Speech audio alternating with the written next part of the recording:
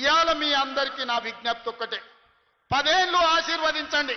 ఈ తెలంగాణ రాష్ట్రాన్ని $1 ట్రిలియన్ ఎకానమీగా మార్చి ప్రపంచానికి ఆదర్శంగా నిలబడి బెంగళూరు, చెన్నైయో, ముంబైయో, ఢిల్లీతో కాదు, న్యూయార్క్, టోక్యో, జపాన్ దేశాలతో పోటీ పడే విధంగా తెలంగాణ రాష్ట్రాన్ని అభివృద్ధి పదం వైపు నడిపించే శక్తిని మీరు ఇవ్వండి మిత్రులారా.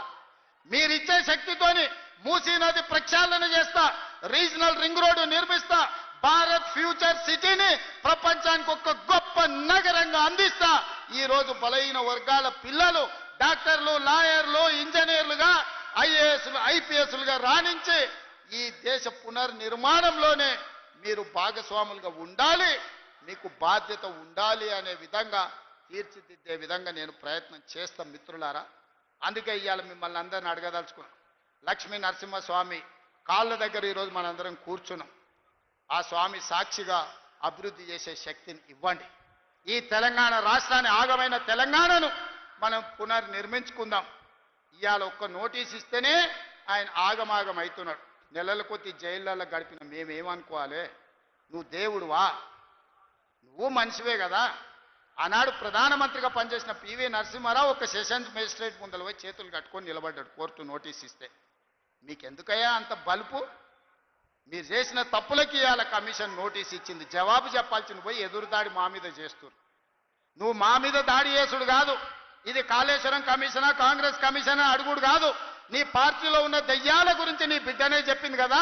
ఆ దయ్యాలు, కొరివి దయ్యాలు ఎవడో తెలంగాణ ప్రజల్ని ఎట్లా పట్టి పీడిస్తుండ్రో ఇవాళ నీ బిడ్డ అడిగిన ప్రశ్నకు సమాధానం చెప్పమని బీఆర్ఎస్ నాయకులను అడుగుతున్నా.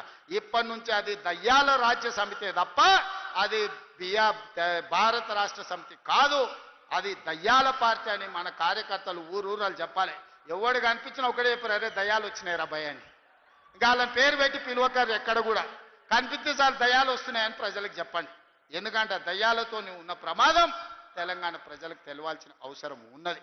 అందుకే మిత్రులారా, మళ్ళొక్కసారి చెప్తున్నా, మళ్ళసారి గెలవడానికి, ఆలేరు అభివృద్ధి చేయడానికి మీ సోదరుడికి ఏం మీకు కావాలనో, పరిష్కారం కావాలనో, ఏం అండగా నిలబడాలో మీరు చెప్పండి.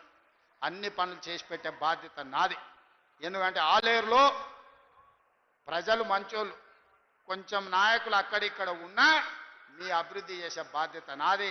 అమాయకుడైన బీర్ల ఐలయ్య ఈరోజు మీకు నాయకుడు ఉన్నాడు. ఆయన అడగలే పదవి, విప్పు పదవి నేను ఇచ్చిన పిలిచి. ఎందుకంటే బలహీన వర్గాల నుంచి నా వెనకాల కూర్చుంటే ఒక బీర్ల ఐలయ్య ఉండాలి, ఒక ఆది శ్రీనివాస్ ఉండాలి, ఒక అట్లూరి లక్ష్మణ్ ఉండాలి, ఒక రామచంద్ర నాయక్ ఉండాలి. బలహీన వర్గాలు నా వెనకాల కూర్చుంటే సభకు నిండుదనం వస్తుందని వాళ్ళందరినీ విప్పులుగా వేసి ఈరోజు మీ ప్రాతినిధ్యాన్ని పెంచే ప్రయత్నం చేస్తున్నాం.